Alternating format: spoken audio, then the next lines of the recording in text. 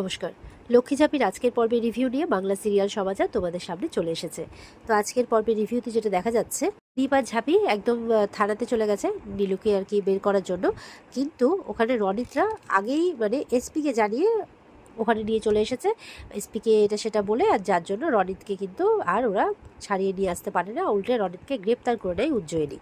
তো এটা ভালো করে বুঝতে পারে ঝাঁপি যে ইচ্ছে করে ওরা এসপিকে বলে নিয়ে চলে এসেছে যাতে কোনোভাবেই আমরা ছাড়াতে না পারি নীলুকে। আর নীলু তো পরিষ্কার বলে যাচ্ছে, আমাকে ছেড়ে দিন প্লিজ, আমি কিছু করিনি, এই করে নীলুকে জেলে ঢুকিয়েই দেয়। দীপ তো মনে মনে বলছে আমি পুরো ঘেটে গেছি, কি হচ্ছে আমি নিজেই কিছু বুঝতে পারছি না। তো ঝাঁপি বলছে তুমি চিন্তা করো না নীলুদা, কেউ তোমাকে বিশ্বাস করুক না করুক, আমি তোমাকে বিশ্বাস করি। আমি জানি তুমি এই কাজটা করতে পারো না, তুমি আমার উপর বিশ্বাস রাখো, তোমাকে আমি এখান থেকে বের করবই আর সত্যিটা প্রমাণ করবই। নীলু বলছে আমার সব কিছু শেষ হয়ে যাবে, আমার লাইফ, আমার মান সম্মান, আমার চাকরি, সব সব শেষ হয়ে যাবে, আমার কিচ্ছু হবে না, চিন্তা করো না, আমি আছি। নীলুর দাদারাও গেছিল থানাতে, কিন্তু কারোরই কথা শোনেনি।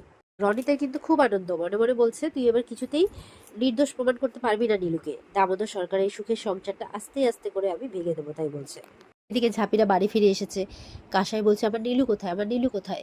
তো দেখছে নীলু আসেনি, খুব হাওমাও করে কাঁদছে, বলে নীলু তাকে ওরা গ্রেপ্তার করেছে। নীলু তো খুব কাসাই তো খুব হাওমাও করে কাঁদছে।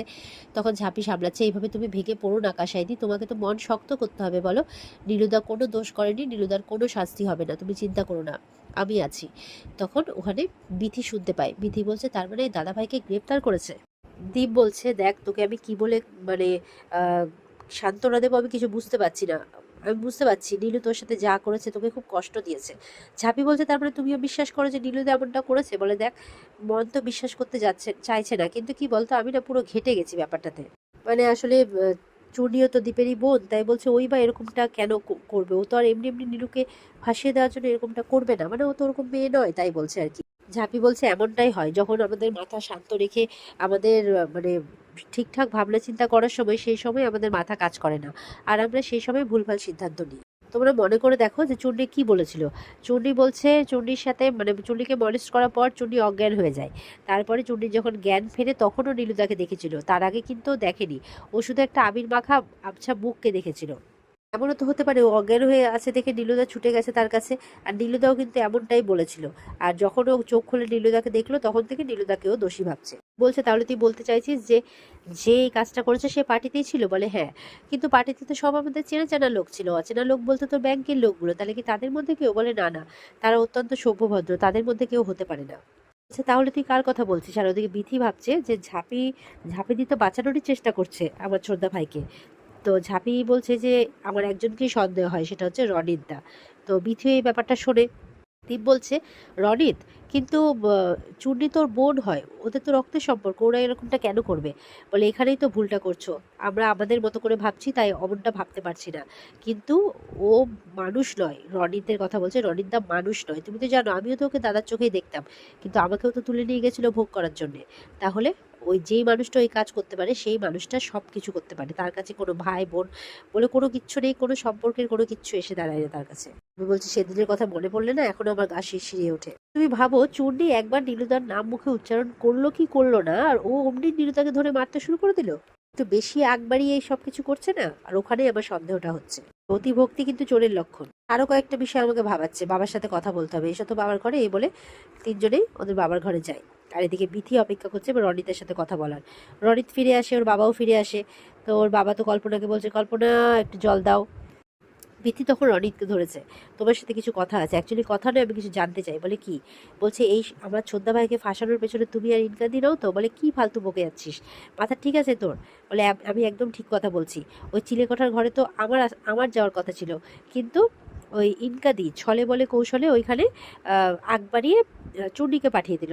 আর আমার ছোদ্দা ভাইকে চিলেকোঠার ঘরে পিচকারি আনতেও তো তুমি আমাকে বললে যে দাদা ভাইকে গিয়ে বলার জন্য, তাহলে তোমাদের কোনো ষড়যন্ত্র নেই তো এর মধ্যে? তখন বলছে দেখ একদম বেশি বাড়াবাড়ি করিস না, আমার সব আমার যে শত্রুতা সেটা সরকার বাড়ির সঙ্গে, তোদের বাড়ির সঙ্গে তো নয়। তো দাদা ভাই এখানে মাঝখানে কোথা থেকে আসবে, আমি এসব করিনি। আর উপরে ওখান থেকে ইনকাম নেমে আসে যে বিথি বেশি বাড়াবাড়িটা করো না, হ্যাঁ? সেদিন রনিতকে তো ঝাঁপি মারলো বলে তোমার কি লেজ মোটা হয়ে গেছে নাকি? বেশি বেশি করো না, এটা ভুলে যেও না। ওই দামোদরের চায়ে যখন তুমি বিষটা মিশিয়েছিলে না, সেই ভিডিও রেকর্ডটা আমার কাছে আছে, ঠিক আছে?